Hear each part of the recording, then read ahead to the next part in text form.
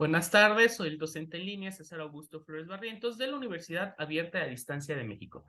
Nos encontramos en la asignatura de Fundamentos de Investigación en la unidad 2. El tema que abordaremos el día de hoy es problema de investigación.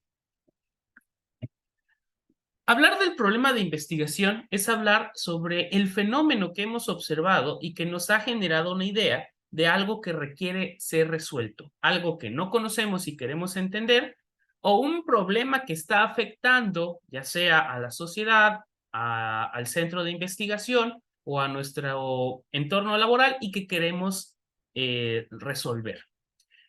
Entonces, para plantearnos el problema, pues vamos a partir de las observaciones que estamos haciendo del fenómeno, pero también de cuestionamientos. Vamos a generar preguntas, guías que nos permitan comprender nuestro problema y además vamos a delimitar el problema.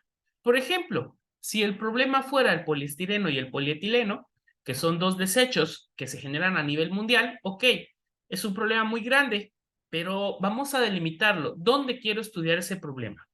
¿Lo quiero estudiar en todas las versiones de estos dos desechos o en versiones específicas que se utilicen en algún lugar o en qué ciudad o en qué región, etcétera, etcétera, etcétera? Y si quiero estudiar su capacidad de ser biodegradado por algún organismo, pues no voy a estudiar a todos los organismos, me tendré que centrar en alguno. Vamos limitando cada vez más el problema para hacer posible su estudio. De lo contrario, sería poco viable, por ejemplo, querer hacer una investigación sobre la capacidad de biodegradación de estos compuestos por parte de todos los microorganismos y así como de los organismos del grupo de los insectos que tienen la capacidad de biodegradarlo, pues sería muy costoso, requeriría muchísimo tiempo y requeriría un equipo muy grande de investigadores. Por lo tanto, quizás para mí no es viable y debo delimitar mi proyecto.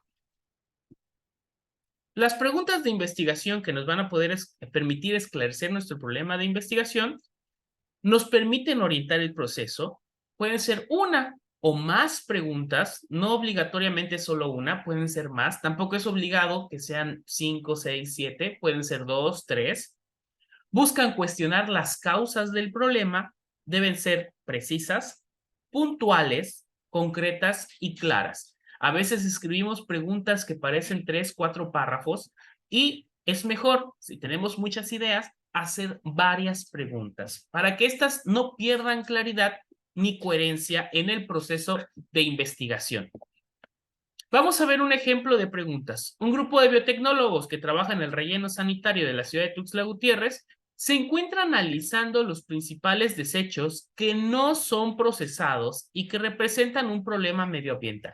Entonces, este grupo de biotecnólogos del desecho sanitario están viendo, están analizando cómo reciben los desechos, cómo los separan, cómo los procesan y están analizando cuáles de esos desechos no son procesados.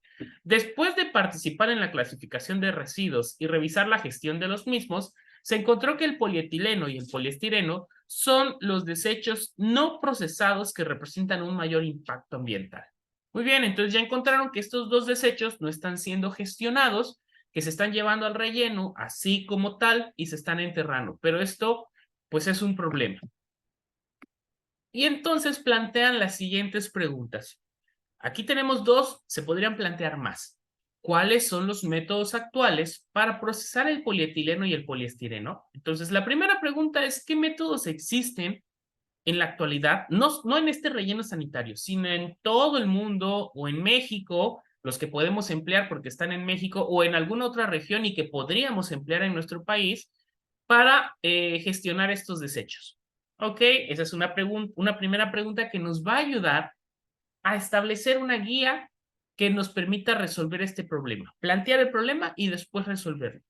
¿Cuál es el motivo por el que estos desechos no son procesados en el relleno sanitario? Ok, no existe el conocimiento en el Estado para procesarlos, no existe la capacidad tecnológica, no existe el recurso económico. ¿Cuál es el motivo que no permite procesar estos desechos? Vean que son preguntas claras, concisas y cortas.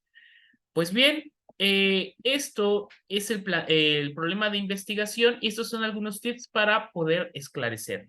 Hasta aquí llega esta videocápsula y los veo en la siguiente. Cuídense mucho.